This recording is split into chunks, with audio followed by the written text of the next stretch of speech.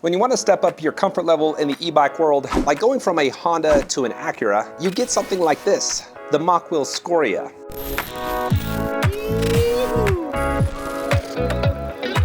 So going back to my car analogy, like a Honda, it's a nice car and fairly smooth when going 80 miles an hour down the freeway. But when you hop in an Acura, going the same speed down the same road, it's just a smoother, more comfortable ride. And that's what you have here with the Scoria. It is a very nice and solid feeling e-bike. Now, like a higher end car, the innards are also nice. Starting off with the grips, I'd say they're the most comfortable for a commuter I've tried. You also have a higher end shifter placed under the grip for a more natural position. The brake levers are also nice, and they don't take a lot of pressure to engage and have motor cutoff. Next, you have a nice durable thumb throttle, a nicer plastic control pad, and a heavily padded and cushy saddle. With so many bikes out there, it's the little things that make a bike stand apart. Now, this isn't all sunshine and rainbows. There are some design flaws that make you wonder what they were thinking, that I'll get into later. But for now, let me dive into the posture, which is more commuter style and upright. I thought the handlebars were positioned a little low, so I did have to slouch a little bit to grab the grips. The last thing I liked as far as comfort is how the motor delivers power. It doesn't make sense when I say it, but it's kind of like a slow, fast type of a start. It's slow right off the line, but quickly gains in power and only takes about 1/4 of a revolution for the power to hit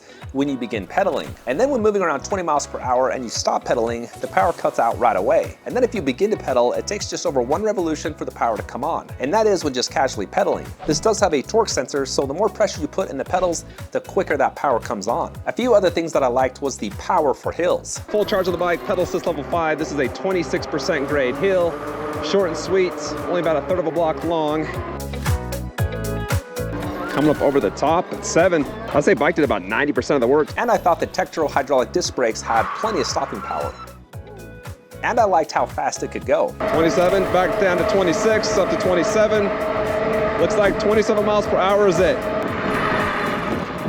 I didn't like that the throttle only tops out at 15 miles per hour. That's the slowest throttle I've seen on an e-bike. And I didn't like that the speed on the screen didn't match what my app was.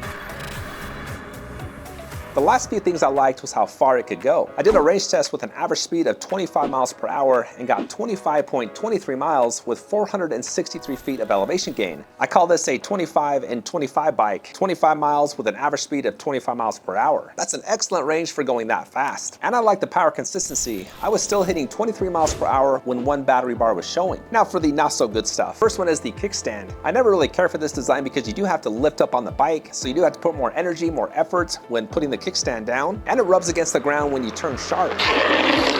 I also thought the fenders were cheap filling, and I never really cared for the wood-plated rack. It looks cool, but it adds weight, and I feel it's something that could vibrate or get warped by the elements down the road, especially if you keep this outside. Now, if you're someone looking for a bike with a rack, either to carry a bunch of gear or another passenger, I would recommend this. You can see how it's mounted in a way where it can carry some serious weight.